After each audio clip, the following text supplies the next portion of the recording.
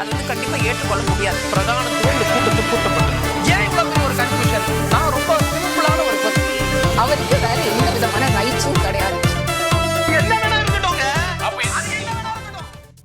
வணக்கம். நேர்பட பேசு நிகழ்ச்சிக்கு வரவேற்கிறோம். தலித் சமூகத்தை சேர்ந்த ஒருவர் எந்த சூழ்நிலையிலும் எந்த மாநிலத்திலும் முதலமைச்சராக வர முடியாது.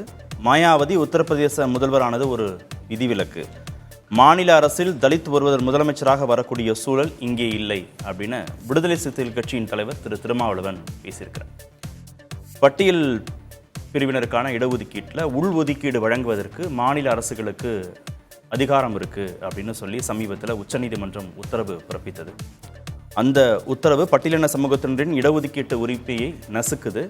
அதே மாதிரி மக்கள் தொகை அளவுக்கு ஏற்ப இடஒதுக்கீட்டை நடைமுறைப்படுத்தணும் அப்படிங்கிறதையும் வலியுறுத்தி விடுதலை சிறுத்தைகள் கட்சி சார்பாக ஆர்ப்பாட்டம் நடந்தது சமீபத்தில். அந்த ஆர்ப்பாட்டத்தில் கலந்து கொண்டு பேசிய விடுதலை சிறுத்தைகள் கட்சியின் தலைவர் திரு திருமாவளவன் தலித் முதல்வராக ஒரு உகந்த சூழல் இந்தியாவில் இல்லை அப்படின்னு பேசியிருக்கார். இதுதான் நேர்பட பேசுவின் பேசுபொருள். தமிழ்நாட்டில் தலித் முதல்வர் சாத்தியம் இல்லையா, ஏன் அப்படிங்கிற தலைப்பில் பேச இருக்கிறோம். விடுதலை சிறுத்தைகள் கட்சியின் நாடாளுமன்ற உறுப்பினர் திரு ரவிக்குமார் இணைந்திருக்கிறார். மூத்த பத்திரிகையாளர் திரு மணி பங்கேற்றிருக்கிறார்.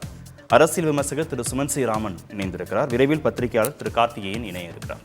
வணக்கம் விருந்தினர்கள் அனைவருக்கும். திரு ரவிக்குமார், தலித் ஒருவர் முதல்வராகும் சூழல், உகந்த சூழல் இங்கே இல்லை, மாயாவதி ஒரு விதிவிலக்கு அப்படின்னு சொல்லப்பட்ட திரு திருமாவளவனின் கருத்து தமிழ்நாட்டில் சரியாக உள்வாங்கப்பட்டிருக்கா, புரிந்து கொள்ளப்பட்டிருக்கா? இல்லை, அதற்கு வரும் எதிர்வினைவுகளை பார்க்கும்போது அது ஓரளவுக்கு புரிந்து கொள்ளப்பட்டிருக்கு. வெவ்வேறு விதங்களில் புரிந்து கொள்ளப்பட்டிருக்குன்னு நான் நினைக்கிறேன். அவர் சொன்னது ஏதோ பதவி கிடைக்கவில்லை என்ற ஆதங்கத்தில், முதலமைச்சர் பதவியை தான் அடைய முடியாது என்ற விரக்தியில் சொல்லப்பட்டதல்ல. இது ஒரு சமூக பகுப்பாய்வின் அடிப்படையில் சொல்லப்பட்ட ஒரு கருத்து.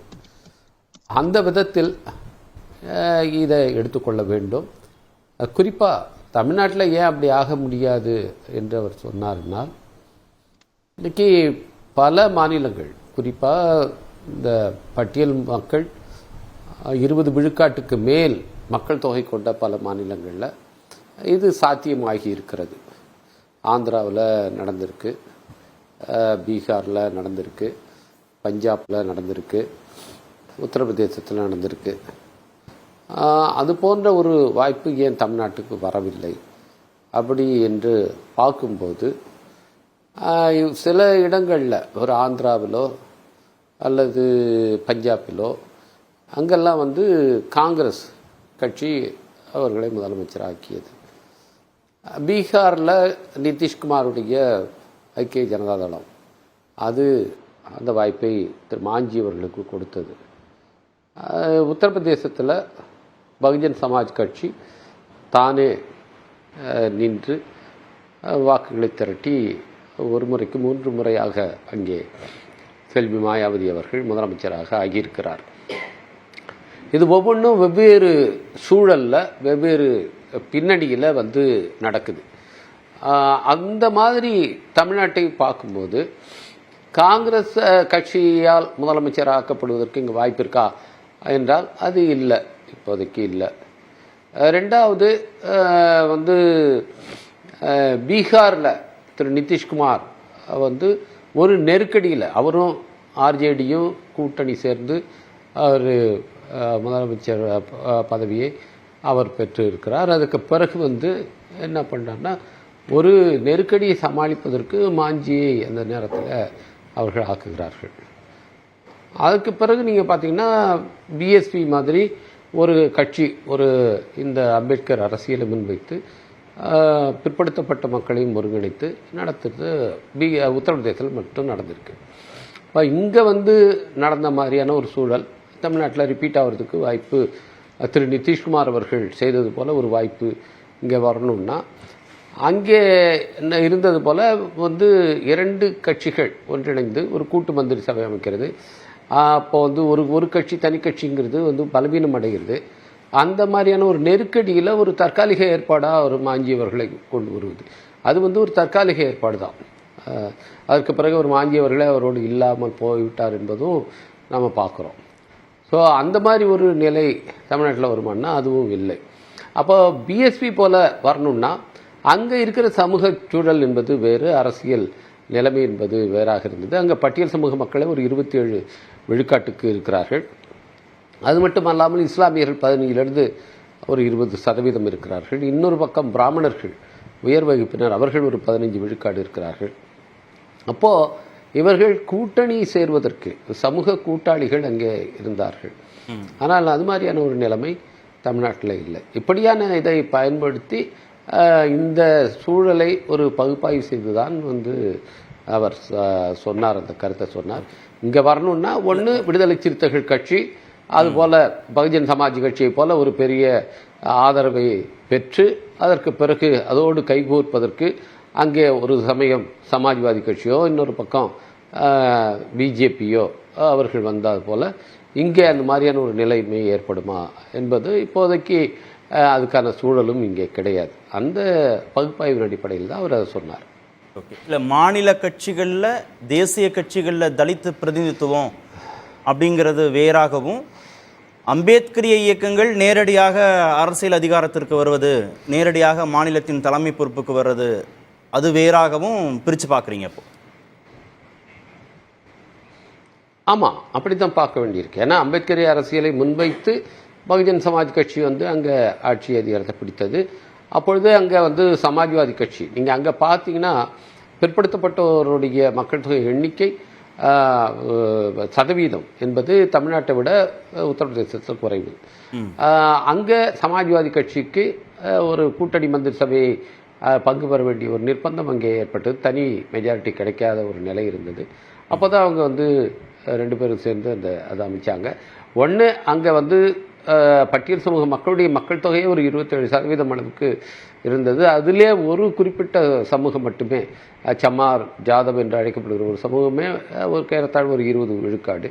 எனவே அந்த மக்களுடைய ஒரு ஒட்டுமொத்தமான ஒரு ஆதரவை பெற்ற ஒரு கட்சியாக பகுஜன் சமாஜ் கட்சி விளங்கியது. அது அந்த யதார்த்தத்தை புரிந்து கொண்டு அங்கே பாஜக எப்படி காய் நகர்த்தியது, எப்படி அந்த ஒற்றுமையை உடைத்தது என்பதை நான் பின்னால் அதில் குறிப்பிடுகிறேன். ஆனால் அங்கே அவர்கள் ஆட்சிக்கு வந்த நேரத்தில் அவர்களுக்கான அந்த ஆதரவு என்பது, அந்த சமூக ஆதரவு என்பது இருந்தது.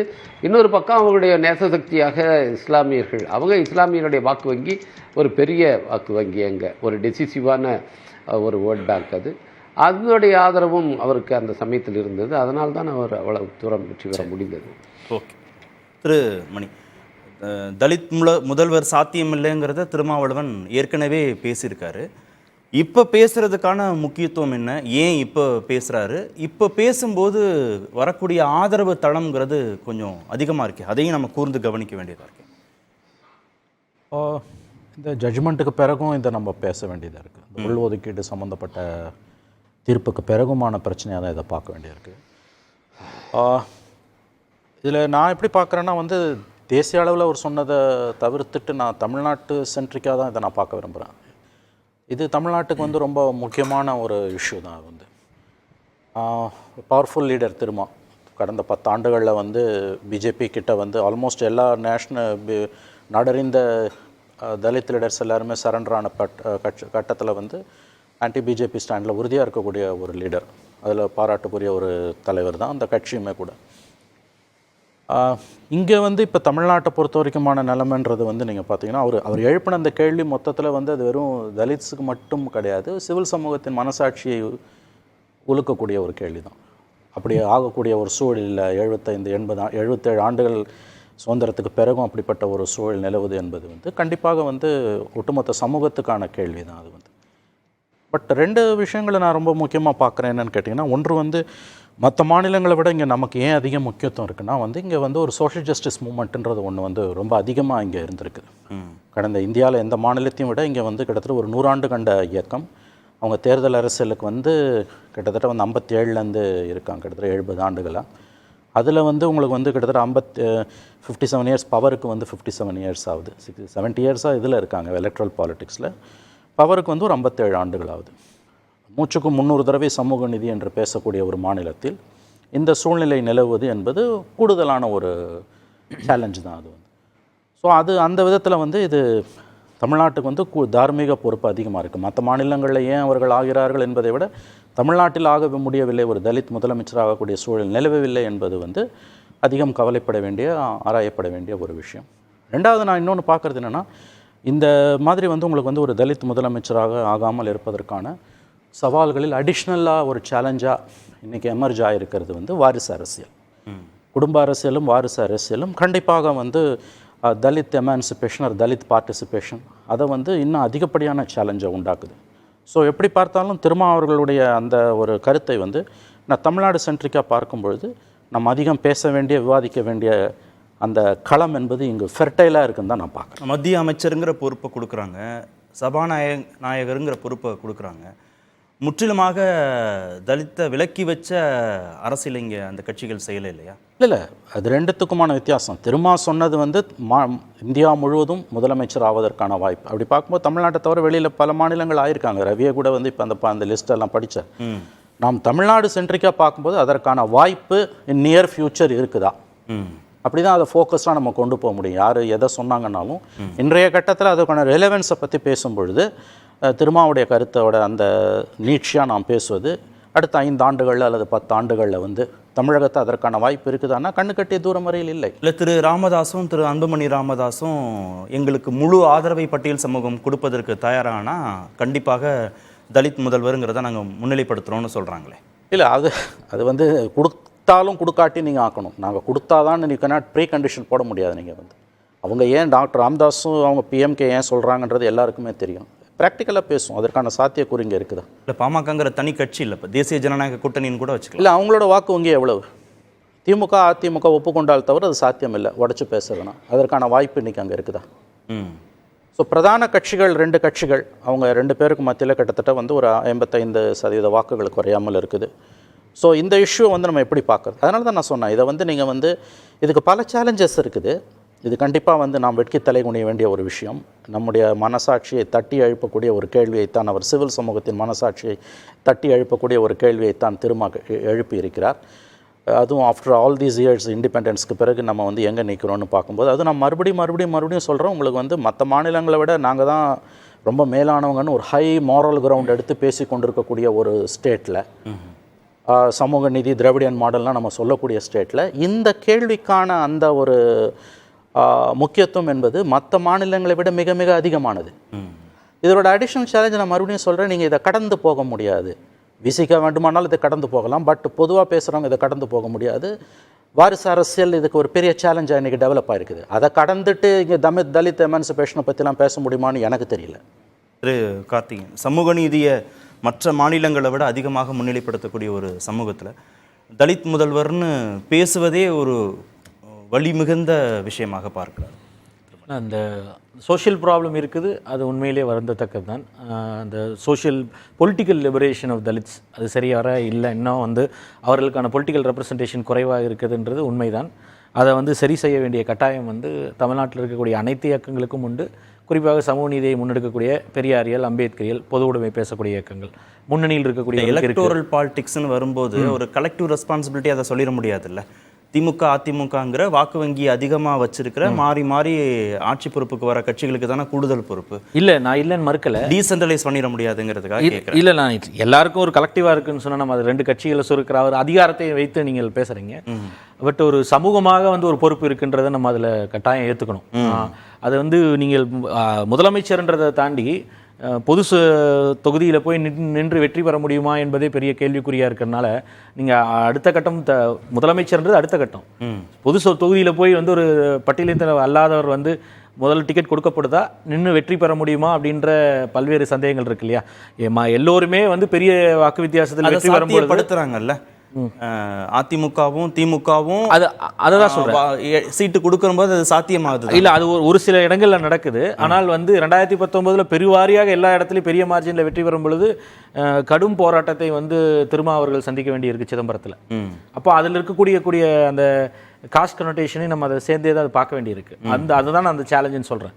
அதற்கு அடுத்தபடியாகத்தான் வந்து இந்த முதலமைச்சராக வாய்ப்பு இருக்கா அப்படின்னு அந்த நிலைக்கு வந்து ஒரு பட்டியலத்தை சேர்ந்தவர் வரணும். அது திருமாவோ யார் வேணாலும் இருக்கலாம், எந்த கட்சியை சேர்ந்தா அங்கே இருக்கக்கூடிய ஒரு நபர் வரலாம், வரணும் அப்படின்றது எல்லாத்துடைய ஆவல், அதுல மாற்று கருத்து இல்லை. ஆனால் இது கட்சிகளுக்கான பொறுப்பா மட்டும் சுருக்க மாட்டீங்களா? கட்சிகளுக்கான பொறுப்பு, கட்சிகளுக்கு பொறுப்பு இருக்கு, நான் அதை வந்து கம்ப்ளீட்டா டிஸ்மிஸ் பண்ணல. ஆனா இது எங்க வந்து நிக்குதுன்னா, நீங்கள் சமூகம் சார்ந்து ஒரு கேண்டிடேட்டை செலக்ட் பண்ணுறாங்களா சிஎம் கேண்டிடேட் அப்படின்னு பார்த்தீங்கன்னா கடைசியில் அது பொலிட்டிக்கல் கொஸ்டின். யார் அந்த கட்சியினுடைய தலைமை பொறுப்பில் இருக்காங்க அப்படின்றது தான் கேள்வி. கட்சி யாருடைய கட்டுப்பாட்டில் இருக்குது, அந்த கட்சியினுடைய தலைமை யார்? அது வந்து ஸ்டாலின் தலைமையில் திமுகவாக இருக்கலாம், இல்லை எடப்பாடி பழனிசாமி அவர்கள் தலைமையில் வந்து அதிமுகவாக இருக்கலாம், இல்லை முன்பு அம்மையார் ஜெயலலிதாவாக இருக்கலாம், இல்லை கலைஞராக இருக்கலாம். அப்போ யார் வந்து அந்த கட்சி வந்து தலைமை பொறுப்பில் இல்லை கட்சி கண்ட்ரோலில் இருக்காங்களோ அவர்கள் தான் முதலமைச்சர் வேட்பாளராக தேர்ந்தெடுக்கப்படுகிறார்கள். அதை வந்து ஒரு ஜாதியோட சுருக்கி நம்ம வந்து அதனால் வந்து அப்படி பார்த்தீங்கன்னா வந்து ஓபிஎஸ் இபிஎஸ் வரைக்கும் இன்றைய நிலை வரைக்குமே பார்த்தீங்கன்னா அவர் 2 பேரையும் தவிர்த்துட்டு, ஓபிஎஸ் இபிஎஸ்ஐ தவிர்த்துட்டு கடந்த 50 ஆண்டுகளில் வந்து தமிழ்நாட்டை ஆண்ட முதலமைச்சர்கள் பார்த்தீங்கன்னா எல்லாருமே வந்து ரொம்ப மினிஸ்கியூல் மைனாரிட்டி தான். ரொம்ப ஒரு சமூகமாக அவர்களோட எண்ணிக்கை எடுத்து பார்த்தீங்கன்னா மிக மிக குறைவு, ஒரு மைனாரிட்டின்னு தான் சொல்ல முடியும். அந்த அதை இப்படி புரிஞ்சுக்கலாமா? நீங்க வாரிசு அரசியல் இல்லாம ஒரு தலித்தே கட்சியின் தலைமை பொறுப்புக்கு வருகிற போது இயல்பாகவே அது முதலமைச்சர் ஆவதற்கான சாத்தியக்கூறுகளை உருவாக்கிடும்னு சொல்லலாம். இல்லை, நான் அதை கேட்குறேன், அது வாரிசு அரசியல் மட்டும்தானா? வாரிசு இல்லாமல் இருந்தா வாரிசு மட்டும்தான் அது வந்து டிஃபரெண்டா இருக்கு. பிரதானமா வாரிசு தான் இருக்குன்றாரு. அது ஒரு நீங்கள் அது குறிப்பிட்ட கட்சி சார்ந்து நீங்கள் அதை பார்வையிட்டால் அது அப்படித்தான் தெரியுது. நான் கேட்கறது வந்து அது அப்படி இல்லாமல் இப்போ ஒரு தலைவராக திடீர்னு ஒரு தலைவர் வர்றாரு அப்படின்னா அங்கே வாரிசு எங்கேயாவது இருக்கா? இப்போ வேற மிற்ற கட்சிகளை சொல்றேன், இல்லை இதற்கு முன்பு இருந்த இடத்துலையும் சொல்றேன். அதிமுகவும் ஆட்சி செய்த கட்சி தானே, அங்கே வாரிசு அரசியல் இல்லைங்கன்றதான் அவங்களுடைய கிளைம். ஆனால் அம்மையார் ஜெயலலிதா எப்படி, ஜானகி எப்படி வந்து முதலமைச்சராக தேர்ந்தெடுக்கப்பட்டார் என்ற கேள்வி இருக்கு உடனே. ஆனால் அங்கெல்லாம் வந்து என்ன வாரிசு தான் அங்கே தடையாக இருந்துச்சா? நான் கேட்கக்கூடிய கேள்வி அதுதான். வாரிசு தான் தடையாக இருந்துச்சு, நீங்கள் அதை கூட வந்து ஒரு மறுமனை சுருக்கிறது இருக்குல்ல. வாரிசு அரசியல் என்பது ஒரு சாபக்கேடு, அதை வந்து நீக்க வேண்டும். அதை வந்து ஒரு லார்ஜர் டிபேட் அது. ஆனால் வந்து நீங்கள் இந்த என்டையர் இஷ்யூ வந்து அதுக்குள்ளே வந்து பைனரியாக வந்து சுருக்கிறதுன்றது வந்து தவறாக இருக்கும். நீங்கள் இங்கே பொது தொகுதியில் நின்று வெற்றி பெறதே பெரிய சவாலாக. அக்கௌண்டபிலிட்டி இப்போ யாருக்கு இருக்கு? கட்சிகளுக்கு இருக்கு, நான் மறுக்கலை. ஆனால் வந்து நீங்கள் அதை சுருக்கி ஒரே ஒரு கட்சியாகவோ இல்லை ஒரு நபராகவோ சுருக்கி அதோட பார்வையிடுவதுன்றது வந்து அது சரியாக இருக்காதுன்னு நினைக்கிறேன். இங்கே ஒரு லார்ஜர் இஷ்யூவாக தான், அது ஒரு சமூக பிரச்சனையாக தான் அதை பார்க்கணும். திருமாவர்களே வந்து அவர் பேட்டியில், நீங்கள் எடுத்த பேட்டியில் அக்னி பரீட்சையில் கூட அதை தான் சொல்லியிருந்தார். அவர் தமிழ்நாடோடு சுருக்கி அவர் பார்க்கவும் இல்லை. அதே போல் வந்து ஒரு குறிப்பிட்ட கட்சியை நான் சார்ந்து சொல்லலை, பொதுவாக இந்திய அளவில் வந்து இங்கே அதை ஏற்றுக்கொள்ள அந்த தன்மை வந்து மிக மிக குறைவாக இருக்குது. இங்கே இருக்க மிற்ற ஒரு இடைநிலை சாதியோ இல்லை முற்பட்ட சாதியை ஏற்றுக்கொள்வதை விட அங்கே ஒரு பட்டியலினத்தை வந்து ஏற்றுக்கொள்வதில் வந்து சமூகத்திற்கே ஒரு பெரிய தயக்கம் இருக்குது அப்படின்றார். அது ஒரு கட்சியை மட்டும் சொன்னார்னு நான் பார்வையிடலை. அது வந்து ஒரு மக்களுடைய எண்ண ஓட்டமும் அந்த பெரிய அளவுக்கு அது இருக்கு. அது ஒரு பெரிய மாற்றத்தை வந்து கொண்டு வரணும். எல்லாத்தையுமே இந்த சமூகத்துக்கான கலெக்டிவ் ரெஸ்பான்சிபிலிட்டின்னு சொல்றதுக்கு முன்பு நீங்க ஒரு கட்சி அதிகாரத்திற்கு வந்து எல்லாத்தையும் சரி பண்ணுதுல. குழந்தை திருமணம் சமூகத்தின் ஏற்போடு தான் இருந்தது, ஒழிக்கப்பட்டுச்சு. சதி சமூகத்தின் ஏற்பாக தான் இருந்தது, ஒழிக்கப்பட்டுச்சு. மொழி சார்ந்து சமூகத்தின் ஏற்பாக இருந்ததெல்லாம் சரி செய்யப்பட்டிருக்கு. இடஒதுக்கீடு சமூகத்தின் பெரும்பான்மை சார்ந்ததாக இருக்கு, அது சரி செய்யப்பட்டிருக்குன்னா அப்ப கட்சியாக இருந்து அரசியல் அதிகாரத்துக்கு வர்றவங்க தான் அதற்கான. அப்ப நீங்க வந்து நீங்கள் சொல்றது போல வேணா ஒரு இடஒதுக்கீடு மாதிரி வந்து ஒரு ரொட்டேஷன் பேசிஸ்ல வேணா முதலமைச்சர்களை தேர்வு செய்யக்கூடிய ஒரு நிலையை வேணா உருவாக்கி தான் பார்க்கணும், ஒரு சோதனை முயற்சியாக. இல்லைன்னா நீங்க யார் ஒருவர் வந்து ஒரு கட்சியின் தலைமை பொறுப்பில் இருக்கக்கூடிய அதிகாரத்துடைய உச்சத்துல ஆட்சியில் இருக்கணும்ன்றதா அவங்களுடைய குறிக்கோளாவே இருக்கு. பல கட்சிகள், பிரிந்த கட்சிகள் ஒன்றும் செய்யலாம இருப்பது காரணமே வந்து யார் முதலமைச்சர் வேட்பாளர், யார் கட்சி கண்ட்ரோல் இருக்கணும்ன்றதான். அந்த நிலையில வந்து நீங்க ஒரு தனிப்பட்ட நபர் சமூகம் சார்ந்து அதை வந்து விஷுவை கொண்டு போனீங்கன்னா எத்தனை பேர் அதை ஏற்றுக்கொள்ள தயாரா இருக்கிறார்கள்? அது ஒரு பெரிய தியாகத்தை செய்ய முன் வருவார்களா? அது எந்த கட்சியா இருந்தாலும் சொல்றேன். அப்போ அதற்கு முதல்ல தயாரா இருக்கணும். அப்படி நடக்கிறது இல்லையே. ஆனால் இங்க அதுக்கு தான் நான் உதாரணம் சொன்னேன். இந்த 50 ஆண்டுகள் ஆட்சி செய்தவர்கள் எல்லோருமே மிக மிக மினிஸ்கியூல் மைனாரிட்டி, ஒரு சிறுபான்மை சமூகத்தை சேர்ந்தவர். அம்மையார் ஜெயலலிதா இருக்கட்டும், இல்லை முதலமைச்சராக இருந்த முன்னாள் முதலமைச்சராக இருந்த கலைஞர் கருணாநிதி அவர்கள்ட்டும், இல்லை இப்போ இருக்கக்கூடிய ஸ்டாலின் ஆகட்டும், அவர்களுடைய சமூகத்தினுடைய ரெப்ரசன்டேஷன் இல்லை சைஸ் வந்து ப்ரொபோர்ஷனல் டு த பாப்புலேஷன் இங்கே இருக்கா? அவங்களோட பொலிட்டிக்கல் லிபரேஷனோ இல்லை பொலிட்டிக்கல் ரெப்ரசன்டேஷன் எம்பவர்மெண்ட் அந்த அளவுக்கு நடந்திருக்கான்னு எம்ஜிஆருக்கும் பொருந்தும். அப்போ அது அங்கே வந்து ஜாதி தீர்மானிக்கவில்லை, கட்சியின் வந்து யார் வந்து கட்டுப்பாட்டில் வைத்திருக்காரு, அவருடைய அதிகாரம், அந்த ஆளுமை இந்த கட்சியில் என்னன்றதா தீர்மானிக்கிற விஷயமா இருக்கு. அப்போ நீங்கள் எடுத்தீங்கன்னா இன்னைக்கு மித்த நிலைகளில் வந்து அந்த மாற்றம் இருக்கு, அது அதிகாரிகள் லெவல்லையோ. அதுக்கு தான் சொன்னேன், மேபி நீங்கள் ரொட்டேஷன் பேசிஸில் அது சாத்தியம் இல்லைன்னு நினைக்கிறேன் நான். ஏன்னா அரசியல்னு வரும்போது அது எந்த ஒரு கட்சியுமே வந்து அதில் ஒரு சட்டத்தை கொண்டு வந்தோ இல்லை ரொட்டேஷன் எல்லாம் யாரும் ஏற்பதில்லை. நீங்க இன்னைக்கு நியமிக்கப்படுற ஒரு தலைமை செயலாளர், அவர் ஒரு பட்டியலினத்தை சேர்ந்தவர். அன்று இன்று சென்னையில் வந்து தலைமை பொறுப்பில் இருக்கக்கூடிய ஒரு காவல் அதிகாரி இல்லை முக்கியமான பொறுப்பில் இருக்கக்கூடிய ஒரு முக்கியமான துறையினுடைய செயலாளராக இருக்கக்கூடிய மிக முக்கியமான துறைக்கு இருக்கக்கூடியவர்கள் வந்து பட்டியலத்தை சேர்ந்தவராக இருக்காங்க. ஆனால் இதை வந்து நம்ம ஒரு முழுமையான ஒரு லிபரேஷனாக பார்க்க முடியாது. அங்கே இத்தனை நாள் கேள்வி வந்து பட்டியலத்தை சேர்ந்தவர் வந்து ஒரு சீஃப் செக்ரட்டரி ஆயிருக்காரா அப்படின்ற கேள்வி ஒன்று இருந்துட்டு இருந்தது. இன்னைக்கு அது நடக்குது. ஆனால் அரசியல் வரும்பொழுது அங்கு தனிப்பட்ட சமூகமோ ஒரு நபர் சார்ந்த அக்செப்டன்ஸ் வரலன்றீங்க. அக்செப்டன்ஸ் வருவதுன்றது தனிநபர்களுடைய அதிகார பசி இருக்கு இல்லையா, அது ஒரு விஷயம் இருக்கு. கட்சி அதை தாண்டி வந்து ஒரு சமூகமாக சிந்தித்து நீங்க வந்து எனக்கு வேண்டாம், நான் கட்சி தலைமையில் இருந்தாலும் கூட ஒரு பட்டியலினத்தை தேர்ந்தெடுத்து அந்த பதவியை கொடுக்க வேண்டும் என்று, அதுவும் முதலமைச்சர் பிரதமர் என்ற பதவியில் வரும்பொழுது அந்த ஏற்புத்தன்மை அவ்வளவு ஒரு பரந்த மனப்பான்மையோடு அரசியல் தலைவர் அந்த விஷயத்துல வந்து நிச்சயமாக வந்து திருமாவளவன் சொல்வது இந்தியாவில் இருக்க எல்லாருக்குமே பொருந்தும். அது தனிப்பட்ட ஒரு அம்பேத்கர் இயக்கமா இருந்தாலே ஒழிய, அவர்கள் ஆட்சி அதிகாரத்துக்கு வரக்கூடிய நிலையில் இருந்தாலே ஒழிய, இல்ல தேசிய கட்சியால் தேர்ந்தெடுக்கக்கூடிய பிரதிநிதி ஒரு சரண்ஜித் சிங் சன்னியோ இல்ல சஞ்சீவையாவோ இல்ல வேறு மித்த மாநிலங்கள்ல அவர்கள் தேர்ந்தெடுக்கக்கூடிய சுஷில்குமார் ஷெண்டேவாகட்டும் மித்த மாநிலங்களாகட்டும், அதை தாண்டி பார்த்தீங்கன்னா ஒரு தனிப்பட்ட அம்பேத்கர் இயக்கமாக வந்து மாயாவதியை தவிர்த்து வரக்கூடிய நிலையில் இல்லை. அது வந்து ஒரு மிகவும் வந்து ஒரு வருத்தமான உண்மைதான், கசப்பான உண்மையை நம்ம ஏற்றுக்கொள்ள வேண்டும். மாநில கட்சிகளோ தேசிய கட்சிகளோ அந்த பிரதிநிதித்துவத்தை கொடுக்க வேண்டியதா இருக்கு. திரு மணி, தேர்தல் அரசியல்னு வருகிற போது அங்கே வெற்றி தேவையா இருக்கு, வெற்றிக்கு ஃபேஸ் வேல்யூ தேவையா இருக்கு. அப்போ கட்சியின் தலைவர் யாருன்னு ஒரு கேள்வி வருது. கட்சியின் தலைவராக இருக்கிறவர் தான் முதலமைச்சர் வேட்பாளருக்கான தகுதியோடு இருக்கிறாருங்கிற போது இதில் சாதின்னு சுருக்கிற முடியுமா அப்படின்னு கேட்குறேன். இல்லை, நீங்கள் ரெப்ரசன்டேஷனை என்ஷூர் பண்ண போகிறீங்களா இல்லையான்றது தான் கேள்வி. இப்போ நீங்கள் வெறும் முதலமைச்சர் பதவி மட்டும் இல்லை, ஒவ்வொரு மாவட்டங்களிலும் இருக்கக்கூடிய மாவட்ட செயலாளர்கள், அமைச்சர்கள், இதை வந்து கடந்து போக நான் சொல்கிறது வந்து அடிஷ்னல் ப்ராப்ளம் தான் நான் சொன்னேன். நான் இது ஒன்றுமே ப்ராப்ளம், இது மட்டுமே ப்ராப்ளம், ஃபேமிலி பாலிடிக்ஸ் வாரிசு அரசுன்றது மட்டுமே பிரச்சனைன்னு சொல்ல, அதுவும் ஒரு பிரச்சனை. பட் கண்டிப்பாக அது ஒரு தமிழ்நாடு மாதிரி மாநிலம், ஏன்னா நீங்கள் ஹை மாரல் கிரவுண்ட் எடுக்கிறீங்கல்ல, சமூக நீதினா அப்புறம் என்ன, இந்தியாவில் எந்த மாநிலத்திலும் இல்லாத அளவுக்கு இங்கே ஒரு சோஷியல் ஜஸ்டிஸ் மூவ்மெண்ட் இருந்திருக்கு. ஆமாம், இங்கே இருந்த முதல்வர்களும் பெரும்பான்மை சமூகத்தை சேர்ந்தவங்க இல்லை இல்லையா? எம்ஜிஆரோ கருணாநிதியோ ஜெயலலிதாவோ பெரும்பான்மை சமூகத்தை சேர்ந்தவங்க இல்லை. இல்லை, ஃபியூச்சர் என்ன, அடுத்து வரப்போகுது என்ன? நான் என்ன சொல்கிறேன், நீங்கள் இதை வந்து ஒரு கட்சி சார்ந்து சுருக்க முடியாதுன்னு சொல்கிறது நம்ம கடந்து போகிறோம்னு நான் நினைக்கிறேன். யார் இங்கே டாமினன்ட் பொலிட்டிக்கல் பார்ட்டிஸாக இருக்காங்களோ அவங்க என்ன ப்ராக்டிஸ் பண்ணுறாங்களோ அதை கடந்து போய் பேச முடியாது. இல்லை, சோஷியல் அக்செப்டன்ஸே இல்லாமல் ஒரு கட்சிக்கான பொறுப்பாக மட்டும் அக்கௌண்ட் கண்டிப்பாக அப்படி சொல்லலை. அதனால தான் என்னோட ஓப்பனிங் ரிமார்க்ஸ்லேயே திருமாவுடைய கருத்து வந்து சமூகத்தின் மனசாட்சியை ஒழுக்கக்கூடிய கேள்வி நான் சொன்னேன். ஒரு கட்சி சார்ந்து நான் அதை சொல்லலை. பட் ப்ராக்டிக்கல் பாலிடிக்ஸ்னு வாங்கலேன், அது எப்படி நீங்கள் வந்து கடந்து போக முடியும்? அதனால் இது வந்து இந்தியாவில் எந்த மாநிலத்தையும் விட தமிழ்நாட்டை அதிகமாக நம்ம ஏன் கேள்வி கேட்குறோன்னா, நீங்கள் தான் இங்கே ரெண்டு விஷயம். ஒன்று, இங்கே அந்த மூமெண்ட் இருந்திருக்குது. ரெண்டாவது வந்து நீங்கள் தினமும் அதை பேசுகிறீங்க, ஒவ்வொரு நாளும் பேசுகிறீங்க. அப்போ அந்த கேள்வி உங்களை நோக்கி தான் வரும், மற்றவங்களை நோக்கி வரதை விட உங்களை நோக்கி தான் வரும். இதை கடந்து போக முடியாதுன்றது தான் என்னுடைய கருத்து. ஓகே திரு, அதில் வந்து அப்போ இந்த திராவிடியன் மூமெண்ட் தான் கடந்த 50 ஆண்டுகள் ஆட்சியில் இருக்குது. அப்போ அந்த மூமெண்ட்டை வந்து ஒரு பட்டியலின மக்களுக்கான மூமெண்ட்டாக இல்லை, அவர்களை பிரதிநிதித்துவப்படுத்தலை அப்படின்னு சொல்லி ஒரு ஓபிசிக்கான மூமெண்ட்டாக இருந்தது என்று சுருக்கி பார்க்கக்கூடிய ஒரு பார்வையை வந்து வைக்கக்கூடாது நம்ம. இல்லை, திரு ரவிக்குமாருக்கும் அந்த பார்வை இருக்குது.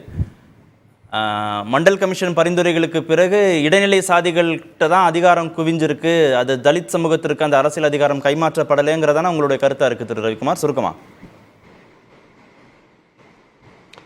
இல்லை, அது மட்டும் இல்லை, நான் வந்து குறிப்பாக திரு மணி அவர்கள் சொன்னதும் அப்புறம் பத்திரிகையாளர் கார்த்திகேயன் அவர்கள் சொன்னதும் ஒரு தொடர்ச்சியாக சொல்ல விரும்புகிறேன்.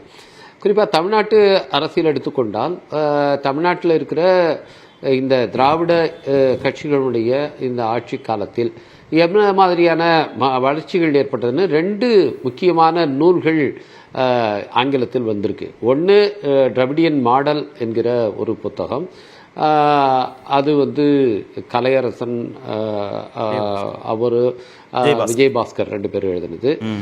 இன்னொன்று திராவிடியன் ஜேர்னி என்ற ஒரு புத்தகம், அது நம்முடைய திட்ட கமிஷனுடைய துணைத் தலைவராக இருக்கின்ற பொருளாதார நிபுணர் திரு ஜெயரஞ்சன் அவர்களால் எழுதப்பட்டது. இந்த 2 நூல்லையும் அவங்க சுட்டி காட்டி இருக்கிறது என்னன்னா, இந்த வளர்ச்சி நல்லா வந்திருக்கு, பல தளங்கள்லையும் தமிழ்நாடு முன்னிலை பெறுது, அதெல்லாம் சுட்டி காட்டுற அதே நேரத்தில் இந்த வளர்ச்சியில் இடம்பெறாதவர்கள் அல்லது இந்த வளர்ச்சியிலிருந்து விலக்கப்பட்டவர்களாக இருக்கிறவர்கள் யாருன்னா பட்டியல் சமூக மக்கள் இருக்கிறார்கள், அது இன்க்ளூசிவிட்டி இல்லை என்பதை 2 நூல்களுமே சுட்டி காட்டியிருக்கு. அதுவும் குறிப்பாக ஜெயரஞ்சன் அவர்களுடைய நூலுக்கு முன்னுரை எழுதிய அன்றைய நிதியமைச்சர் திரு பிடிஆர் தியாகராஜன் அவர்களும் அதை வழிமொழிஞ்சு இதை நம்ம கவனத்தில் எடுத்துக்கொள்ள வேண்டும் என்று அவர் அதை அழுத்தம் கொடுத்து சொல்லியிருக்கார். இப்போ திராவிட முன்னேற்ற கழக ஆட்சி இந்த 3 ஆண்டு காலத்தில் அந்த இன்க்ளூசிவிட்டிக்காக சில முன்முயற்சிகளை அவர்கள் எடுக்கிறார்கள். எக்கனாமிக் இன்க்ளூசிவிட்டிக்காக எடுக்கப்படுகிறது. அதுபோல் சோஷியல் இன்க்ளூசிவிட்டிக்காக சில முயற்சிகள் எடுக்கப்படுது. ஆனால் பொலிட்டிக்கல் இன்க்ளூசிவிட்டி, அதுதான் திரு மணி அவர்கள் சுட்டிக்காட்டுகிறார், மற்றவர்களும் அதை கவனிக்கிறார்கள். அந்த பொலிட்டிக்கல் இன்க்ளூசிவிட்டிக்கான முயற்சிகள் எப்படி மேற்கொள்ளப்பட வேண்டும், அதுக்கான நடவடிக்கைகள் என்ன அப்படிங்கிறது போது அந்த முயற்சிகள் மேற்கொள்ளப்படுகிறது என்பதை நான் பாசிட்டிவாக சுட்டிக்காட்டி நான் அதற்கு பாராட்டுகிறேன். அதே நேரத்தில் அது ஒரு போதுமான அளவிலேயோ போதுமான வேகத்திலேயும் இல்லை என்பதையும் நான் வருத்தத்தோடு சுட்டிக்காட்ட விரும்புகிறேன். இது அதுல ஒரு தயக்கம் இருக்கிறது. அது பொதுவாக இந்த ஆட்சியில் இருப்பவர்களுக்கு மட்டுமல்ல, திரு மணி அவர்கள் சொன்னது போல ஒரு சிவில் சொசைட்டியிலேயே இருக்கிற ஒரு தயக்கம். அதை பார்த்து ஆட்சியில் இருப்பவர்களும் கொஞ்சம் கூடுதலாக தயங்குகிறார்கள். இப்படி பண்ணா அது வேற ஏதாவது ஆயிருமோ, வேற மாதிரி ரியாக்ட் ஆயிடுமோ என்று. தலித் எம்பவர்மெண்ட் என்பதற்கு அவர்களுக்கு விருப்பம் இருந்தால் கூட, குறிப்பாக நம்முடைய மாண்புமிகு முதலமைச்சர் அவர்களுக்கு அதில் விருப்பம் இருந்தாலும் கூட, அதை செய்ய வேண்டும் என்று அவர் ஆசைப்பட்டாலும் கூட, அதற்கு சமூகத்திலிருந்து வேறு விதமான எதிர்வினைகள் வந்துவிடுமோ என்ற ஒரு தயக்கம் அவர்களை அந்த வேகத்தை மட்டுப்படுத்துகிறதோ என்று நான் நினைக்கிறேன். ஸோ இன்னொன்று, நான் இப்போ இந்திய அளவில் பார்க்கும்போது ஒப்பீட்டளவில் இந்த டாலரன்ஸ் லெவல், இந்த சகிப்புத்தன்மையுடைய சமூக சகிப்புத்தன்மையுடைய மட்டம் என்பது மற்ற மாநிலங்களை விட தமிழ்நாட்டில் மோசமாக இருக்கிறது என்பது ரொம்ப வருத்தம். அதில் தான் நீங்கள் ஏற்கனவே சொன்ன கருத்தை தான் நான் உங்கள்கிட்ட முன்னிலைப்படுத்தினேன். நான் அதுக்கப்புறமும் வரேன். திரு சுமந்திட்ட பேசிட்டோம், அது குறித்து நம்ம இன்னும் விரிவாகவும் பேசுவோம். திரு சுமந்த், தலித் சமூகத்தை சேர்ந்த ஒருத்தர் முதல்வராக முடியல, அதற்கான உகந்த சூழல் இல்லைன்னு திரு திருமாவளவன் சொன்னது திமுகவுக்கு எதிரானதாக மட்டுமே புரிந்து கொள்ளப்பட்டிருக்கா? 3 பாயிண்ட்ஸ். முதல்ல இந்த தலித் மக்களுக்கு தமிழ்நாட்டில் போதிய அரசியல் அங்கீகாரம் கிடைக்கவில்லை என்பது எல்லோரும் ஏற்றுக்கொண்ட ஒன்று. அந்த அங்கீகாரம் கிடைக்காததற்கு என்ன காரணம் என்பது நம்ம எப்படி வேணாலும் பூசி முழுகி சுத்தி வரலாம். ஆனால் திராவிட இயக்கம் என்பது தலித் மக்களுக்கு எதிரான ஒரு இயக்கமாகத்தான் அது செயல்பட்டிருக்கிறது. அதுல யாருக்குமே மாற்று கருத்து இல்லை. அதாவது திராவிட இயக்கம் என்பது சோ கால்டு இடைநிலை சமுதாயங்கள் முன்னிறுத்தி நடத்திய இயக்கம்.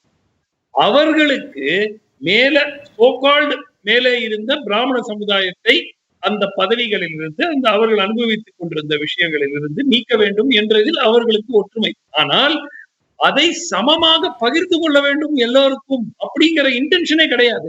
இன்டென்ஷன் இருந்ததே கிடையாது. சோ திராவிட இயக்கங்களுடன் தொடர்ந்து தலித் இயக்கங்கள் சமரசம் செய்து கொள்ளும் வரை இந்த அங்கீகாரம் கிடைக்காது. நான் ஒண்ணு கேட்கிறேன். இல்ல, எனக்கு அதுல ஒரு கிளாரிட்டி மட்டும். ஒரு நிமிஷம் நான் முடிச்சிடுறேன். ஒரு கிளாரிட்டி மட்டும் தான். நீங்க பேசலாம். நீங்க சொல்லுங்க. இல்ல, போதுமான நேரம் தரேன், நீங்க பேசலாம். அந்த இடத்துல குறுக்கிட்டு விளக்கம் கேட்டா சரியா இருக்கும். உயர் சாதி இந்துக்கள்கிட்ட இருந்து அதிகாரத்தை பெற்றுக்கொள்ளணும் அப்படின்னு நினைச்ச திராவிட இயக்கங்கள் இடைநிலை சாதிகளுக்குள்ளேயே அந்த அதிகாரத்தை வச்சுக்கிட்டாங்க, பகிர்ந்து கொடுக்கல அப்படின்னா நீங்க சொல்ல வர்றது தலித் சமூகத்திற்கும் பகிர்ந்து கொடுக்கலன்னு சொல்வதாகத்தான் புரிந்துக்கிறேன்.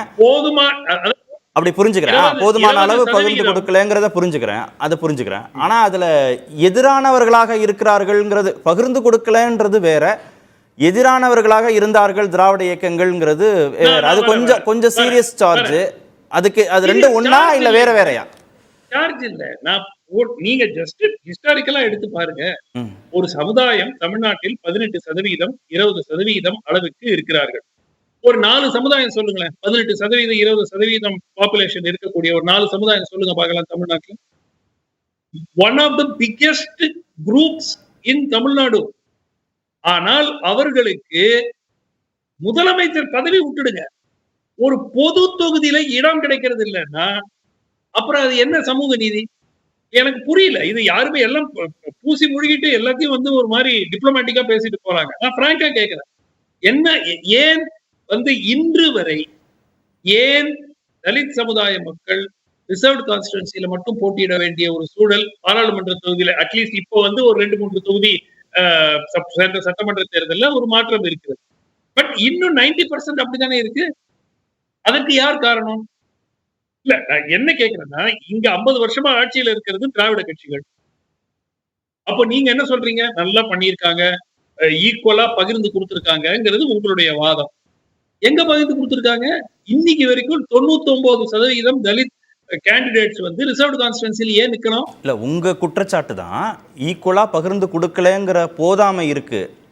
அதுவும் திராவிட இயக்கங்கள் தலித் சமூகத்தினருக்கு எதிராக இருந்தாங்கிறதும் ஒன்னா வேற வேறையான தெளிவுக்காக கேட்டுக்கிறேன், புரிதலுக்காக கேட்டுக்கிறேன்.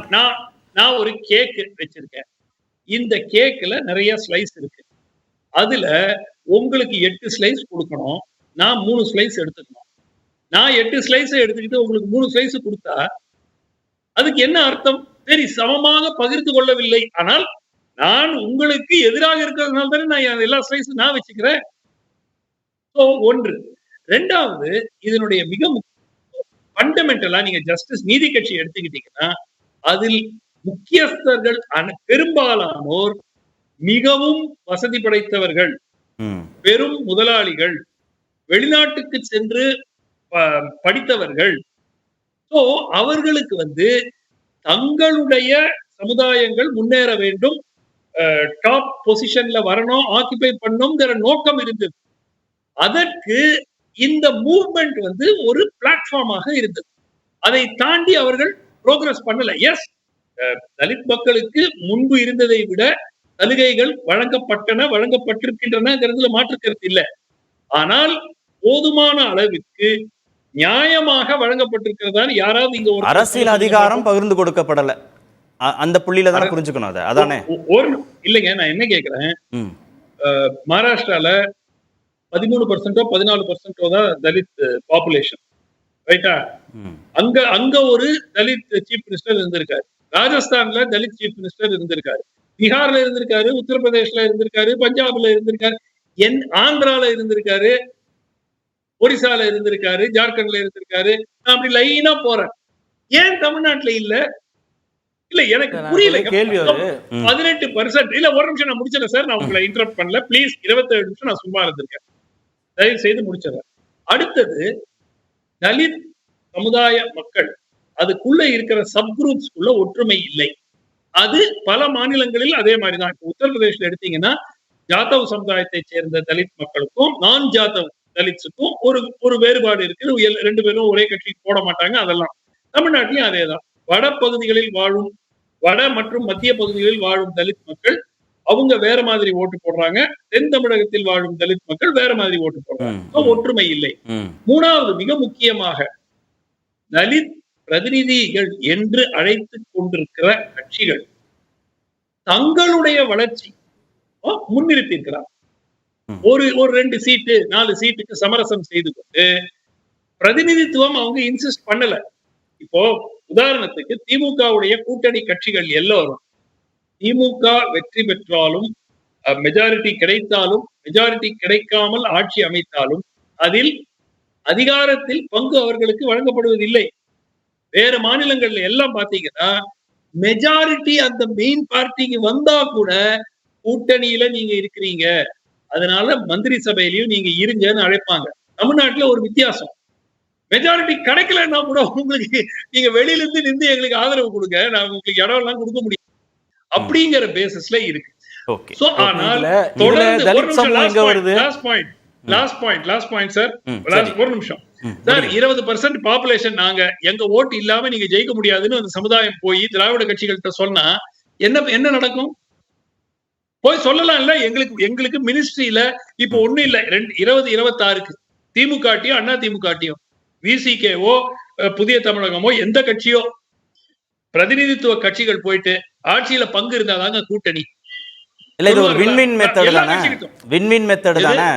நாங்களும் உங்களுக்கு ஆதரவு கொடுக்கிறோம், உங்களுடைய ஓட் பேங்க் எங்களுக்கு கொடுங்கிறதுனால தானே அந்த அரசியல் பிரதிநிதித்துவம் 2 தரப்புக்கும் நடக்குது. I'll give you an example. திமுக இன்னைக்கு தனியா தேர்தலை சந்திப்பாங்களா? சந்திக்க மாட்டாங்க. அவர்களுக்கு காங்கிரஸ் தேவை, விசிகே தேவை, கம்யூனிஸ்ட் தேவை, மதிமுக எல்லா கட்சிகளும் கூட வச்சுக்கிட்டோம். அப்போ திமுகவுக்கு ஆதாயம் இருப்பதால் தானே இவங்க என்ன சொல்றாங்க, 2 MP சீட்டு கொடுத்துட்டாங்க, 6 MLA சீட்டு கொடுத்துட்டாங்க, போரும். அந்த ஒரு அப்ரோச் வந்து நிச்சயமாக அந்த சமுதாய மக்களுக்கு ஒரு லாங் டேர்ம்ல, சரி ஒரு எலெக்ஷன்ல அப்படி இருக்கலாம், 2 எலெக்ஷன்ல அப்படி இருக்கலாம். நீங்க 20 ஆண்டு காலம் எங்களுக்கு எவ்வளவு MLA சீட்டு, எவ்வளவு அவங்களுடைய வாக்கு வங்கி பலத்தை பொறுத்து தானே இருக்கு. மாயாவதி வந்து முலாயமோட கூட்டணி வச்சு ஆட்சி பொறுப்புக்கு வந்தாங்க ஃபர்ஸ்ட் எலெக்ஷன்ல, அப்புறம் பாஜகவோட கூட்டணி வச்சு ஆட்சி பொறுப்புக்கு வந்தாங்க, அப்புறமா தனிச்சு பெரும்பான்மையோடு வருவதற்கான வலு இருந்தது, ஓட் பேங்க் இருந்தது, வர முடிஞ்சது. எல்லா அம்பேத்கரிய இயக்கங்களுக்கும் அந்த வலு இருக்கும், சாத்தியக்கூறு இருக்கும் அப்படின்னு சொல்ல முடியுமா? மாயாவதி அவர்கள் கூட்டணியில் ஆட்சி அமைக்கும் போது வெளியிலிருந்து ஆதரவு தெரிவிச்சாங்களா எல்லா கவர்மெண்ட்டுக்கும்? சரி திரு மணி, உயர்சாதி சமூகத்திடமிருந்து அதிகாரத்தை கைப்பற்றிய திராவிட இயக்கங்கள் தங்களுக்குள்ளாகவே அந்த அரசியல் அதிகாரத்தை தக்க வச்சுட்டாங்களா? தலித் இயக்கங்களுக்கு பகிர்ந்து கொடுக்காததனுடைய விளைவாக தான் திருமாவுடைய இந்த பேச்சை புரிந்துக்கணுமா? டு லார்ஜ் எக்ஸ்டென்ட் அப்படி தான் பார்க்கணும். இது அது கீழே பெர்குலேட் ஆகலன்றது தான் உண்மை. உங்களுக்கு ஃபார்ச்சுனேட்லி அதுதான் ஃபேக்ட். இன்றைக்கி வந்து அவங்க சோஷியல் ஜஸ்டிஸ் மூவ்மெண்ட், அவங்க சமூக நீதி இயக்கம், அவங்க வந்து நிறைய சாதிச்சாங்கன்றதில் மாற்று கருத்துக்கு இடம் இல்லை. ஆனால் கீழே போக வேண்டிய அளவுக்கு போச்சான்னா பதில் இல்லைன்றது தான். இப்போ நீங்கள் ஒரு விஷயம் எடுத்துக்கோங்க. இப்போ ஜஸ்டிஸ் சந்துரு கமிட்டின்னு ஒன்று போட்டாங்க உங்களுக்கு நாங்குநேரி இன்சிடெண்ட்டுக்கு பிறகு. அவங்க சில பரிந்துரைகள்லாம் கொடுத்தாங்க. மாணவர்களுக்கு வந்து அந்த கைகள் அந்த சாதி அடையாளமே இல்லாமல் பண்ணணும். முயற்சி நல்ல முயற்சி தான். ஆனால் நடைமுறையில் என்ன இருக்குது, உங்களுக்கு அமைச்சர்களே சாதி மாநாட்டில் கலந்துக்கக்கூடிய ஒரு நிலைமை இன்றைக்கி இருக்குது. இதை வந்து மற்ற மாநிலங்களில் இருக்குதுன்னு சொல்லி நீங்கள் தப்பிச்சிட முடியாது. ஏன்னா வந்து இங்கே சமூக நீதி பேசக்கூடிய ஒரு மாநிலத்தில் இன்றைக்கும் அதுதான் நிலைமை. பேருக்கு பின்னால் சாதி, பேருக்கு பின்னால் போட மாட்டோம். இந்தியாவிலேயே ஒரே மாநிலம், போடாமல் இருக்கக்கூடிய ஒரே மாநிலம். அங்கே வந்து உங்களுக்கு சரி மாநிலங்களுக்கு வந்து மாணவர்களுக்கான அந்த சாதிய உணர்வை கட்டுப்படுத்துறதுக்கு நம்ம ஜஸ்டிஸ் சந்துரு கமிட்டியை போடுறோம். அமைச்சர்கள் வந்து சாதி மாநாட்டில் கலந்துக்கிறாங்களே, அதுக்கு எந்த கமிட்டி போடுறது? இது மாதிரி பல கேள்விகள் இருக்குது உங்களுக்கு. இப்போ எவ்வளோ இன்சிடென்ட்ஸ் நடந்தது உங்களுக்கு, எல்லா காலத்திலும் நடந்ததை விட இது நீங்கள் ஒப்பிட்டு பேச முடியாது. இப்போ வேங்கவேல் இன்சிடென்ட் ஆகட்டும், ஆலய நுழைவு போராட்டங்கள், எத்தனை கோயில்கள் இன்றைக்கி அந்த பிரச்சனை இருக்குது. இப்போ இதெல்லாம் நீங்கள் எப்படி கடந்து போக முடியுன்ற நான் இதற்கு வந்து 100 ஆண்டுகளாக இருக்கக்கூடிய ஒரு இயக்கம் அவங்க பொறுப்பு இருக்கணும்னு சொல்கிறது எப்படி தவறாக இருக்குது? இதைத்தான் நீங்கள் சமூக பிரச்சனையாக பாருங்கள், அரசியல் பிரச்சனையாக கட்சி பிரச்சனையாக பார்க்காதீங்க. இல்லை, அரசுக்கு என்னங்க பொறுப்பு, இயக்கத்துக்கு என்ன பொறுப்பு? நான் திரும்ப சொல்கிறேங்க, நீங்கள் வந்து சமூக நீதி திரும்ப பேசுகிறீங்கல்ல, அப்போ அந்த இடத்துல தான் வந்து அது நிற்குன்ற நான் அப்படின்னா பேசாதீங்க. இல்லை, 2000 ஆண்டுகளாக ஊறி போய் இருக்கக்கூடிய சாதிய கட்டுமானம் தப்பிச்சு போக முடியாது. 50 வருடங்களுக்குள்ளாக அகற்ற முடியுமாங்கிறது இது இல்லை, இது ஏற்புடையதல்ல. அப்படின்னா அந்த அளவுக்கு நீங்கள் வந்து நீங்கள் ரொம்ப பெரிய இதில் வந்து பேசக்கூடாது. நீங்கள் ஒரு பக்கம் ரொம்ப மறுபடியும் சொன்னால் ஹை மாரல் கிரவுண்டில் பேசுகிறீங்க, இன்னொரு பக்கம் நடைமுறையில் வந்து மற்ற மாநிலங்களுக்கு இணையாகவும் அதை விட மோசமாகவும் இருக்குது. இப்போ எவிடன்ஸ் கதிர் அவரோட அந்த ஸ்டாட்டிஸ்டிக்ஸ்லாம் பார்த்தீங்கன்னா எவ்வளோ தூரம் இங்கே நிலைமை மோசமாக இருக்குது. அதை எப்படி கடந்து போக முடியுன்ற நான் அப்போ அதை வந்து இந்த ஒரு பாலிடிக்ஸில் கடந்த 60 ஆண்டுகளாக நீங்கள் தான் ஆட்சியில் இருக்கீங்க, 100 ஆண்டுகளாக உங்களுக்கு ஒரு பெரிய ரோல் இருக்குது, யாரும் அதை மறுக்கலை. அப்போ அதை நோக்கி தானே அந்த கேள்விகள் எழுவுன்றேன் நான். ஓகே திரு ரவிக்குமார், 2 கேள்விகள். ஒன்று, தலித் போலரைசேஷனுங்கிறத ஒருங்கிணைப்புங்கிறத செய்ய முடியல, அது ஒரு பலவீனமாக மாறிடுது. தலித் சமூகத்திற்குள்ளே இருக்கக்கூடிய பல்வேறு சாதிகளுக்கு பல்வேறு அமைப்புகள் ஓட் பேங்க் வந்து சிதறி இருக்கு, அதை ஒருங்கிணைப்படுத்த முடியலன்றது ஒன்று. இரண்டாவது, 4 MLA சீட்டோ 2 MPக்கள் சீட்டோங்கிற ஒரு சமரசத்திற்கு தலித் இயக்கங்கள் வந்து திராவிட இயக்கங்களோட ஒரு கூட்டணி பேச்சுவார்த்தையில் போய் இணைஞ்சிறதுனால அதிகப்படியான உரிமைகள், முதல்வர் மாதிரியான கூடுதல் அழுத்தங்களை கொடுக்க முடியாத ஒரு சிக்கல் வந்துடுது, இல்லை அதை நோக்கி நகர முடியாத சிக்கல் வந்துடுதுன்னு திரு சிவன் சொன்னார். நான் 2க்கு சொல்கிறேன். ஒன்று, இந்த தலித் போலரைசேஷன் இவர்களை வாக்கு வங்கியாக திரட்டுவது ஒட்டுமொத்தமாக 2011 20.01%. இப்போ வந்து தமிழ்நாடு கவர்மெண்ட் எடுத்த பேஸ்லைன் சர்வேயில் 23.7% இங்கே எஸ்சி பாப்புலேஷன் தமிழ்நாட்டில் அப்படின்னு வந்திருக்கு. ஸோ இந்த 23ஐயும் ஒரே வாக்கு வங்கியாக திரட்ட முடியல அப்படின்னு அதை நீங்கள் ஒரு குற்றச்சாட்டாக சொன்னீங்கன்னா, அப்படி நீங்கள் முயற்சி பண்ணால் என்ன ஆகும்னா, ஒரு கவுண்டர் போலரைசேஷனை அது வந்து இன்ஸ்டிகேட் பண்ணும். அது மற்ற சாதியினரை தங்கள் சாதியாக திரட்டுவதற்கு அது தூண்டும், அதுவே ஊக்குவிக்கும். இவர்கள் வந்து சாதியாக திரள ஆரம்பித்தால் அது வந்து மற்றவர்களையும் சாதியாக திரட்டும். அது வந்து இவங்க இந்த மக்களுக்கு எதிராகத்தான் போய் முடியும் ஒட்டுமொத்தமாக. அதை எப்பொழுதுமே செய்யக்கூடாது. அதில் விடுதலை சிறுத்தைகள் நாங்கள் தெளிவாக இருக்கிறோம். ஏன்னா அம்பேத்கர் அதைத்தான் செய்தார். இங்க வந்து ஒரு நாடாளுமன்ற ஜனநாயக முறையை அறிமுகப்படுத்தும் போது எந்த ஒரு கேஸ்டும் தன்னளவில் வந்து ஒரு பெரிய சாதியாக இருந்தாலும் அவர்கள் ஓட்டை மட்டும் வாங்கி ஒரே ஒரு சிங்கிள் தொகுதியில கூட நீங்க வெற்றி பெற முடியாது. அப்படித்தான் இந்த அமைப்பு இருக்கிறது. இது ஒரு நல்ல விஷயம். அது ஜனநாயகத்தை கொண்டு வருவதற்கு எல்லாரையும் அரவணைத்து போக வேண்டும் என்கிற ஒரு நிர்பந்தம் அரசியல் தளத்தில் இருக்கு. அது வந்து இன்னைக்கு நம்முடைய ஜனநாயக அமைப்பை வலியுறுத்துது. அதை நாங்கள் புரிந்து கொண்டுதான் நாங்கள் இந்த சாதியா திரட்டுவதை ஆரம்பத்திலிருந்தே எங்கள் கட்சி செய்யவில்லை. இரண்டாவது, இந்த 2 சீட்டுக்கு 4 சீட்டுக்கு போய் சமரசமாகிறோம். சமரசமாவது அல்ல. இன்னும் வந்து ஏன் திராவிட முன்னேற்ற நேரடியாக சொல்லாது, ஏன் திமுக கூட்டணியில் நீங்கள் இருக்கிறீங்க, இதை நான் வெளிப்படையாக நான் சொல்லுகிறேன். திமுக கூட்டணியில் இருப்பது என்பது தமிழ்நாட்டை காப்பாற்றுவதற்கு முதல்ல. ஏன்னா எதிர்க்க என்ன சக்திகள் இங்கே வந்து தமிழ்நாட்டில் வந்து கால்பதிக்க அல்லது இங்கே அதிகாரத்தை பிடிக்க முயற்சிக்கிறார்கள் அப்படின்னு பார்க்கும்போது இந்த ஒட்டுமொத்த தமிழ்நாட்டு மக்களுக்கு ஆபத்தான சக்திகள் இங்கே வந்து முகாமிடுகிறார்கள். குறிப்பாக பாரதிய ஜனதா கட்சி அவர்கள் இந்த மக்களை கூறுபடுத்தி, மதத்தின் அடிப்படையில் மட்டுமல்ல சாதியின் அடிப்படையிலும் கூறுபடுத்தி தான் அவர்கள் எல்லா மாநிலத்திலும் அதிகாரத்தை பிடிக்கிறார்கள். இங்கே வந்தால் அவர்கள் வந்து இந்த நீங்க புள்ளிவரப்படியே நான் சுட்டிக்காட்ட விரும்புகிறேன். பாரதிய ஜனதா கட்சி இன்னைக்கு கொஞ்சம் கொஞ்சமா செல்வாக்கு பெறுகிற ஆதரவு அவங்களுக்கு அதிகரிக்க ஒட்டுமொத்தமாக பட்டியல் மக்கள் மீதான வன்கொடுமைகள் அதிகரிக்கிறதுக்கும் அவங்க கூட்டணியில இருக்கிற பாமக தானே தலித் முதல்வர்னு வர்றாங்க. உங்க டிமாண்டை ஏத்துக்கிறதுக்கு வராங்க. தேசிய ஜனநாயக கூட்டணியில இருக்கிற பாமக தானே நாங்க ஆக்குறோம் தலித்த முதல்வரான வராங்க. இது மருத்துவர் அவர்கள், பாட்டாளி மக்கள் கட்சியினுடைய நிறுவனர் அவர்கள் ஒரு கடிதத்தை எங்கள் கட்சிக்கு அனுப்பியிருக்கிறார், எங்கள் தலைவருக்கு அனுப்பியிருக்கிறார். இது வந்து பட்டியல் சமூகமும் வன்னியர் சமூகமும் சேர்ந்தால் ஒன்றிணைந்தால் ஆட்சி அதிகாரத்தை நாம் தான் பிடிக்க முடியும் என்று அவர் அதுக்காக என்னென்னலாம் முன்முயற்சி எடுத்தோம் என்பதையும் விரிவாக இப்ப அனுப்பியிருக்கிறார். முதல்ல அவர் இப்படி பேசுறது, குறிப்பா அன்புமணி ராமதாஸ் அவர்கள் பேசினதும் அதுக்கு பிறகு பாமக நிறுவனர்கள் பேசுவதையும் முதல்ல நான் ஒரு விதத்துல அது வந்து நல்லதுன்னு நான் நினைக்கிறேன். ஏன்னா இந்த வெறுப்பு பேச்சிலிருந்து விடுபட்டு இந்த மக்களை நாம் ஒன்றிணைந்து செய்வோம் என்று முதல்ல சொல்லும் போதே அது கிராம பகுதியில் என்ன ஆகும்னா இந்த மக்களுக்கு மீதான குற்றங்களை குறைக்கும். அது முதல்ல பாமக வேற எந்த உதவி செய்தோ இல்லையோ முதல்ல இந்த பேச்சே வந்து இந்த மக்களுக்கு ஒரு விதத்தில் ஒரு சின்ன அவர் ராத்திரியில் நிம்மதியாக தூங்கலாம், நம்ம வீடு எரியாது என்று நிம்மதியாக தூங்க முடியும். அதைக்காக நான் இந்த ஸ்டேட்மெண்ட்ஸை அவங்க என்ன நோக்கத்தில் சொன்னாலும் அந்த ஸ்டேட்மெண்ட்ஸை நான் வரவேற்கிறேன். ஆனால் இது மாதிரி வந்து 2 சாதிகள் சேர்ந்து கொண்டு ஆட்சியை பிடித்து விடலாம் அப்படின்னு அந்த அணுகுமுறை என்பதே அது வந்து ஜனநாயக விரோதமானது, அரசமைப்பு சட்டத்துக்கு எதிரானது, அம்பேத்கரிய கொள்கைக்கு எதிரானது. அதை நாங்கள் ஏற்கவில்லை. இந்த சாதியை அணி திரட்டலோ அவங்களுக்கு இடையில கூட்டணி அமைத்து ஆட்சியை பிடிப்பது என்பதையும் நாங்கள் ஏற்கவில்லை. அந்த அணுகுமுறையில் எங்களுக்கு உடன்பாடு கிடையாது. இந்த ஜனநாயக வழிமுறைகள்ல ஜனநாயக சக்தியுடைய ஆதரவோடு தான் நாம் அதை செய்ய முடியும். திரு கார்த்திகேயன், அரசியல் அதிகாரத்தை தலித் இயக்கங்களுக்கு, தலித் சமூகத்தினருக்கு திருப்பி விடுறதுல, கொடுக்கறதுல, பகிர்ந்து கொடுக்கறதுல இன்னமும் போதாம இருக்கா? அதில் சந்தேகம் இல்லை, நிச்சயமாக இருக்கு, மாற்று கருத்தில். அதுக்கு முன்பு வந்து ஒரு கருத்து சொன்னார் சுமந்த்ராமன். நீதி கட்சியினுடைய தலைவர்கள்லாம் வந்து ஏதோ அவங்க ஜாதியில் இருக்கக்கூடியவர்களுக்கு வாய்ப்புகள் கிடைக்கிறதுக்காகத்தான் ஜஸ்டிஸ் பார்ட்டி வந்து செயல்பட்டுன்ற மாதிரி பேசினார். அது அப்பட்டமான தவறு. அது ஜஸ்டிஸ் பார்ட்டி ஆரம்பித்தப்போ வந்து MC ராஜா வந்து ஒரு கோரிக்கை வச்சு தீர்மானம் கொண்டு வந்தார். பல்லர் பறையர்னு சொல்லி டெரகேட்ரியாக அப்போ பயன்படுத்தப்பட்டது. அதற்கு எதிராக தீர்மானம் கொண்டு வரப்பட்ட பொழுது அதுக்கு சட்டமாக போட்டு GO 217 இஷ்யூ பண்ணதே ஜஸ்டிஸ் பார்ட்டி தான். அந்த 10 ஆண்டுகள் எடுத்ததை பட்டியலிட்டிங்கன்னா ஏகத்துக்கு இருக்கும்.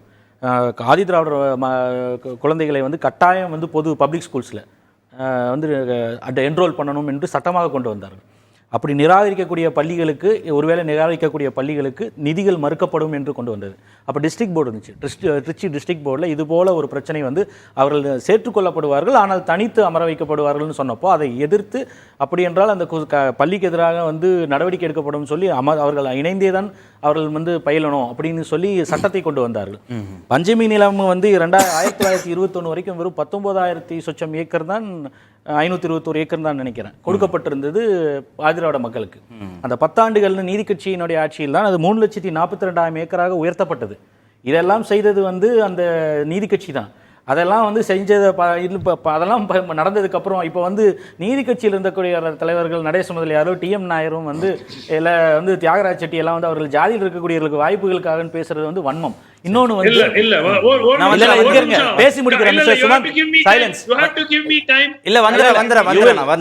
இன்னொரு முக்கியமான விஷயம் அவர் சொன்னாரு, இந்த அம்பேத்கர் இயக்கங்கள் வந்து 2 சீட்டுகளுக்கு செட்டில் ஆயிடுறாங்க, இங்க மட்டும் தான் கூட்டணியில் வர்றதில்லை அப்படின்றாங்க. 2006-11 முதலமைச்சராக இருந்த கருணாநிதி அவர்கள் தலைமையிலான ஆட்சியில காங்கிரசினுடைய பாமகனுடைய ஆதரவு தான் அந்த ஆட்சி நடந்தது. அவர்களுக்கு வந்து கூட்டணியில் ஆட்சியில் இடமா கொடுத்தாங்க கவர்மெண்ட்ல இல்லையே. அப்போ அது வந்து ஒரு பட்டியலின சமூகத்துக்கு மட்டும் மறுக்கப்பட்ட உரிமை இல்லை.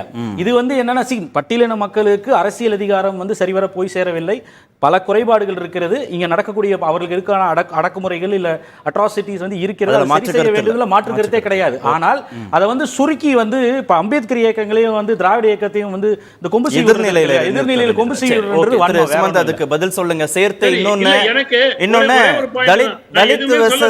தலித் ஓபிசின்னு வந்து அதை சுருக்கி தலித் போலரைசேஷன் ஒன்னு கொண்டு வந்தா ஆன்டி தலித்னு ஒரு போலரைசேஷன் உருவாயிடும் திரு ரவிக்குமார் சொன்னார் இல்லையா? சேர்த்தே பதில் சொல்லிடுங்க. நான் திரு ரவிக்குமார் உடைய ஒரு சென்டென்ஸே இன்னைக்கு உண்மையான நிலைமையை விளக்கிடுச்சு. 60 ஆண்டு காலம் கிட்டத்தட்ட திராவிட கட்சிகளுடைய ஆட்சி, சமூக நீதியினுடைய சாம்பியன்ஸ். என்ன சொல்றாரு மருத்துவர் ஐயா? இந்த மாதிரி ஒரு கடிதம் எழுதுனதுனால அட்லீஸ்ட் கிராமத்துல எங்க மக்கள் தாக்கப்படாமல் நிம்மதியா படுத்து தூங்கலாம். அதுலயே உங்களுக்கு ஆன்சர் இருக்கே. அப்ப யார் இந்த நிலைமைக்கு காரணம்? அது இன்னைக்கு இப்போ வேங்கை வயலோ இல்ல ஒவ்வொரு ஆலயத்துல வந்து உள்ள விட யாரு நிறுத்துறது, யாரு தடுக்கிறது? அது பேரை சொல்ல மாட்டேங்கிறீங்களே. ஆதிக்க சமுதாயத்துக்கு பேரு கிடையாதா? அது என்ன எனக்கு புரியலைங்க. ஒரு ஹிப்போக்ரசிக்கும் ஒரு டபுள் ஸ்டாண்டர்ட்ஸுக்கும் நீங்க பார்ப்பனர்கள் சொல்றீங்க, கரெக்டா? கரெக்ட், சொல்ல வேண்டும், தப்பே கிடையாது. யார் தப்பு செய்தாலும் தப்புதான். ஆனால் ஆதிக்க சமுதாயம்னா என்ன? அதுக்கு பேர் கிடையாது. இல்லைங்க நான் என்ன கேக்குறேன், மருத்துவர் ஐயா லெட்டர் பத்தி நான் சொல்லல. பேசக்கூடியவர்கள் இந்த லெட்டர் எழுதுறதுனால அதனால வந்து ஒரு மாற்றம் வரும், சமூகத்துல தாக்குதல் குறையுன்ற பார்வையில தான் அவர் சொல்றாரு. நான் எடுத்துக்கிறேன், புரியுதுங்களா? இடைநிலை சாதிகள் தான் அந்த தவறை செய்கிறார்கள். ஆனால் இதற்கு மூல காரணமாக இருக்கிறது இந்த ஜாதிய படிநிலையினால கட்டமைக்கப்பட்ட மதம்ன்றதை நீங்க ஒப்புக்கொள்றீங்களா? அப்போ ஏங்க ரொம்ப சிம்பிளா சொல்றீங்க. இந்த அம்பேத்கர் சொன்ன கிரேடட் இன்இக்வாலிட்டி இந்த மதத்திலே இன்கிரைண்டா இருக்குன்னு சொல்லி அம்பேத்கர் சொன்னார்ல. அதனால தான் நான் சாகும் பொழுது இந்துவாக சாக மாட்டேன்னு சொன்னார் இல்லையா? அப்ப அந்த பார்ப்பனியம் தான் அந்த கட்டமைப்பை உருவாக்கி வச்சுட்டு ஸ்ட்ராங்கா பிடிச்சிருக்குன்றத ஒத்துக்கிறீங்களா இல்லையா? இடைநிலை சாதிகள் தான் தவறு செய்கிறார்கள், அவர்கள் தான் இவர்களுக்கு அட்ராசிட்டி கமிட் பண்றாங்க, மாற்று கருத்து இல்ல. அதற்கு மூல காரணமாக இருக்கிறது வந்து இந்த பிராமணிக் ரிலிஜியன்றத ஒப்புக்கொள்றீங்களா இல்லையா? அப்போ ஒரு நிமிஷம் இருங்க. அப்ப ஏங்க போட்டி முடிங்க சுமந்த், நேரம் ஆயிடுச்சு. 80% எங்க கட்சியில இந்துஸ்னு போட்டி போட்டுட்டு சொல்லிட்டு உட்கார்ந்திருக்காங்க. எங்களுக்கு இந்து மதத்தை ஒழிச்சிடணும்னு சொல்லிடுங்களா ஓப்பனா? ஏன் வந்து எங்க ஆதிக்க சாதிகள் 1-2 இருந்தா சொல்லலாம். வெவ்வேறு மாநிலத்தின் வெவ்வேறு பகுதிகளில் வெவ்வேறு சாதிகள் ஆதிக்க சாதிகளா இருக்கிறாங்க இல்லையா? இந்த ஹிப்போக்ரசி இல்ல, நீங்க அப்ப எல்லாரும் பிஜேபி லாங்குவேஜ்லயே பேசணும். இந்து ஓட்டு வேணுமா வேண்டாமான்னு பேசணும்ன்றத எதிர்பார்க்கறீங்க இல்லையா? நோ நீங்க வந்து இல்ல, நீங்க அதான் பேசுறீங்க. சரி, நம்ம இந்த விஷயத்தை எழுப்புனா இந்து வெர்சஸ் நான் இந்து விவாதம் தான். பிஜேபி லாங்குவேஜ்ல இப்பதான் கரெக்ட்டா பேசிருக்கீங்க. மீண்டும் திரும்ப இதுக்கு ஒரு கமா போட்டிருக்காரு. அடுத்தடுத்த அமர்வுகளையும் பேசுவோம். செய்திக்கு நேரம் ஆயிடுச்சு. இல்ல சுமந்த், செய்திக்கு நேரம் ஆயிடுச்சு. நம்ம பேசுவோம், இன்னொரு அமர்வுகளையும் பேசுவோம். நன்றி. நிகழ்ச்சியில் பங்கேற்ற அனைத்து விருந்தினருக்கும் நன்றி. நேர்பட பேச நிறைவு பெற்றது.